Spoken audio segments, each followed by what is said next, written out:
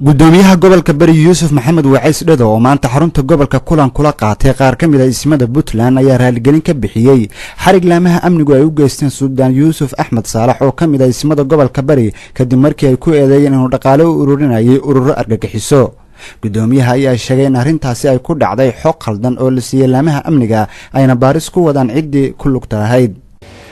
waxaa jirtay mashruuc laga dhisayay tuulada Timirshe oo MCH ah oo Suudaanku garwadeenka ahaa oo telefishinada maxaa ahayd Puntland dhamaantood intii meesha tagtay iyo inta kaleba ay ka qaateen oo Suudaanku dhagax dhigay oo dhaqaalihii maxaa ahayd meesha loogu talagalay miidiyuhu sheegtay kaas oo ay ku baxaysay lacag dhan $65,000 ay ku baxaysay in si kale loo turjumay mashruuca uu garwadeenku ka ahaa Suudaanku in dhan kale loo turjumay oo la yiri Suudaanku wuxuu la shaqeynayay ama lacagta uu ururiyay ururo argagixiso ah.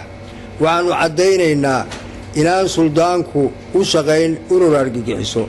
waxaanu Suudaanka iyo golaha ismadaba ka raali gelinaynaa muddadii koobnayd ee Suudaanka laga qaaday xorriyadiisa. waxaan kaloo halku cadeynaynaa cid allaale ciddii information ka keentay inaanu maxaa ahayd baaritaan ku sameynayno kulleeyda waa hay'adaha amniga xog loo keenay. xogta waanu dabagelaynaa waxaan ballan qaadaynaa sidaan oo kale inaanu xaflad ugu qabanno markay xogtaas suurtagal noo noqoto. dhinacooda qaar ka mid ah ismada oo ka hadlay kulanka ayaa soo dhaweeyay hadalka gudoomiyaha gobolka bari iyagoona ka digay in dawladdu ay ku degdegto tallaabooyinka noocan oo kale ah ee lagu la kacayo ismada. waana jecelnahay waana ku rajo weynahay hadalkii gudoomiyaha gobolka oo ahaa ciddii arrinta ka dambeysay in sharciga la hor keeno oo ummadda loo sheego oo uu ku xadgudubkii uu ku sameeyay ummadda Puntland. mar haddii la isim baa la soo xiray dadka oo dhan baa kacaya waan magaranaysaa dareemayna culayska ay leedahay. waxaanu ku faraxsannahay jawaabtaas waanu ka xunnahay. qalad waa dhacaa meel kasta ku dhaco laakiin waxa la yiri الرجوع إلى الحق فضيلة.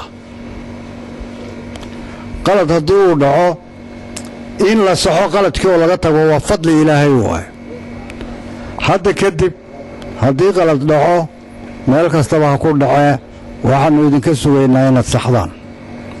aniga shirka noocan ah oo ismaa wala dhibay wax la yeelay oo laga raali gelin laga bixinayo kii ugu horeeyay way insha Allah kii ugu dambeeyana ha noqdo. arrintan ayaa ku soo aadaysa xilli ay jirtay guux la xiriira xariga lagula kacay Suudaanka oo ay muujinayeen ismada Puntland. Maxamed Madan, Universal TV, Boosaaso.